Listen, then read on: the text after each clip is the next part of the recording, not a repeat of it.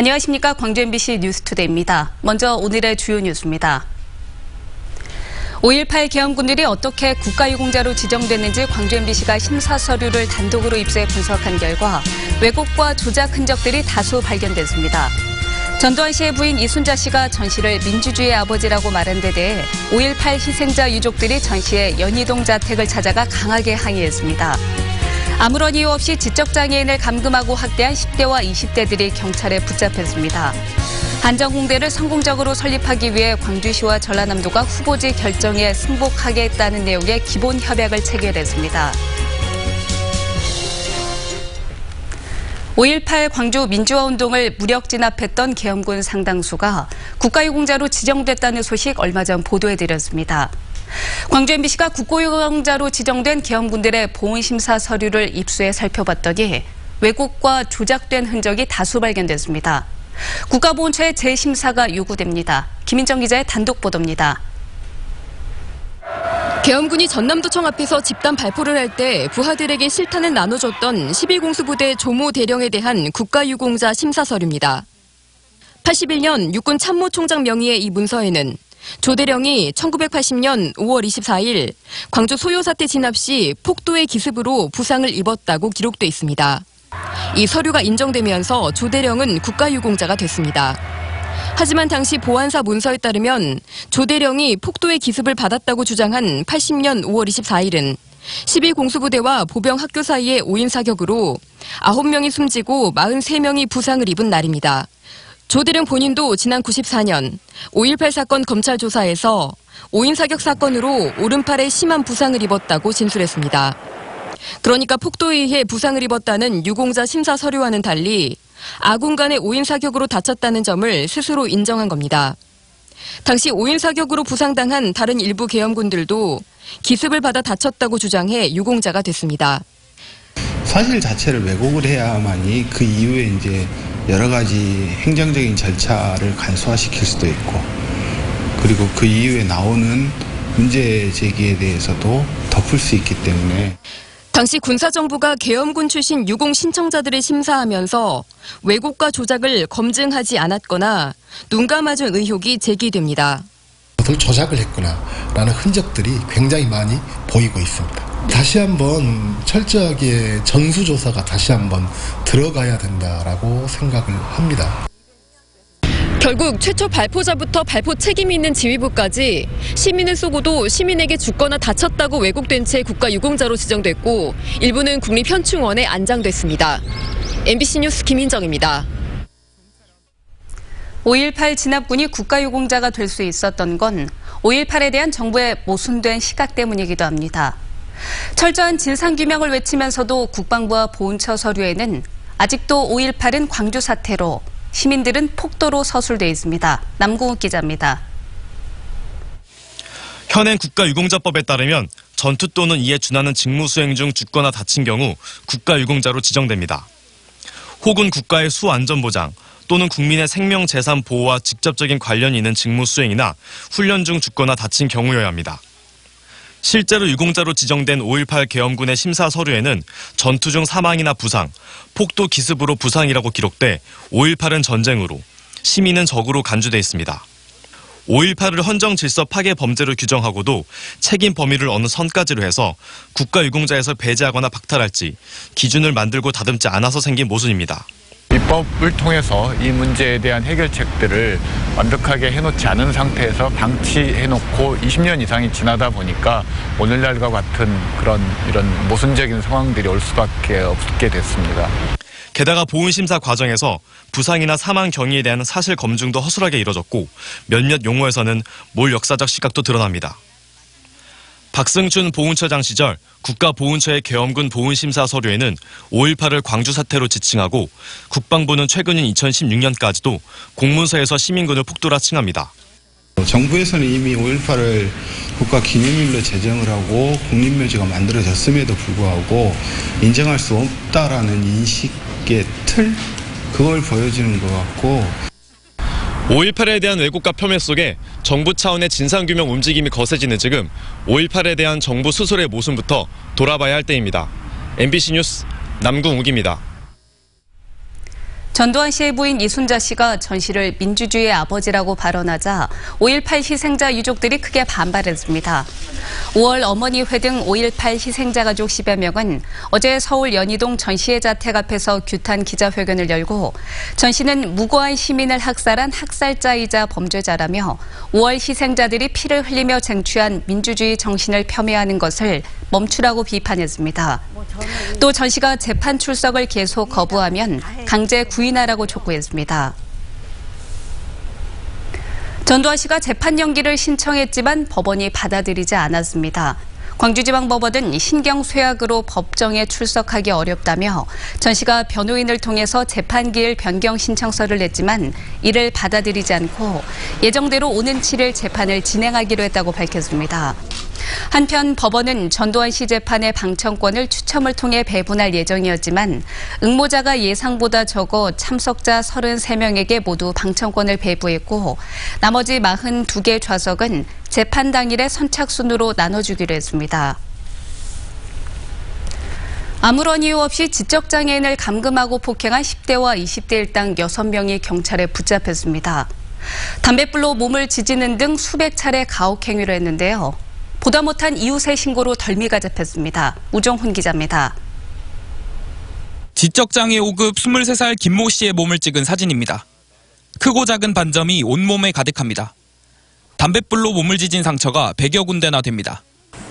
김 씨에게 이런 가혹행위를 한 이들은 22살 정모 씨 등 10대와 20대 남녀 6명입니다.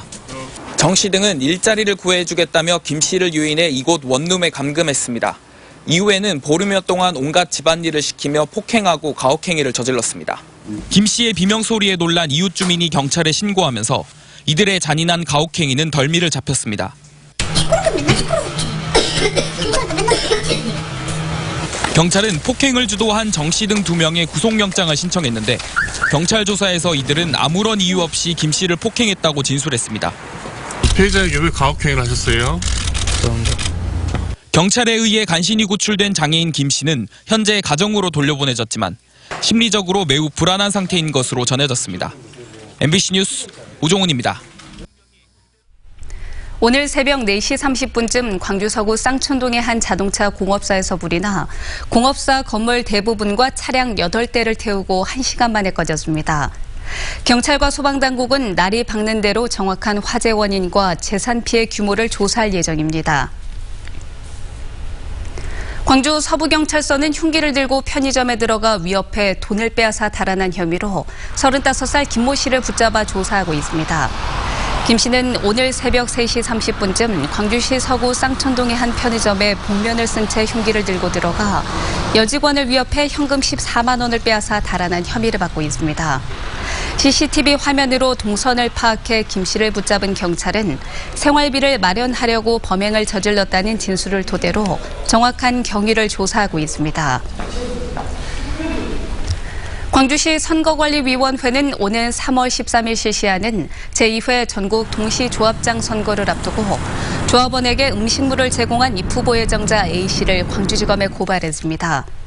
북구 모 농협 조합장 선거 입후보 예정자인 A씨는 지난해 12월 중순쯤 조합원 6명에게 10만 3천 원가량의 음식물을 제공한 혐의를 받고 있습니다. A씨에게 음식물을 제공받은 6명에 대해서는 최대 50배에 해당하는 과태료가 부과됩니다. 한전공대 입지 선정을 앞두고 자치단체들이 물밑 경쟁을 벌이고 있습니다. 최종 발표 이후에 후폭풍이 만만치 않을 거라는 우려 속에 성공적인 설립을 위한 협약이 맺어졌습니다. 이계상 기자입니다. 오는 2022년 개교를 목표로 추진 중인 한전공대의 성공적 설립을 위해 광주 전남시도지사가 손을 맞잡았습니다. 범정부 차원의 설립지원위원회를 중심으로 한전공대 설립을 차질 없이 추진하자고 뜻을 모았습니다. 하지만 캠퍼스가 어디로 가느냐는 지역 발전과 직결된 문제여서 협약식에서도 미묘한 신경전이 벌어졌습니다. 한전은 나주에 있고 한전공대는 강주에 있는 것이 상생의 길이 아니냐 하는 이런 염원과 간절한 소망이 많습니다. 우리 전라남도는 연구 중심의 대학, 한전공대와 같이 세계적인 연구 중심의 대학이 필요가 절실하다고 하겠습니다. 광주전남자치단체의 한전공대 유치 경쟁이 뜨거워진 상황에서 범정부 설립지원위원회 주관으로 성공적 설립을 위한 기본 협약이 체결됐습니다.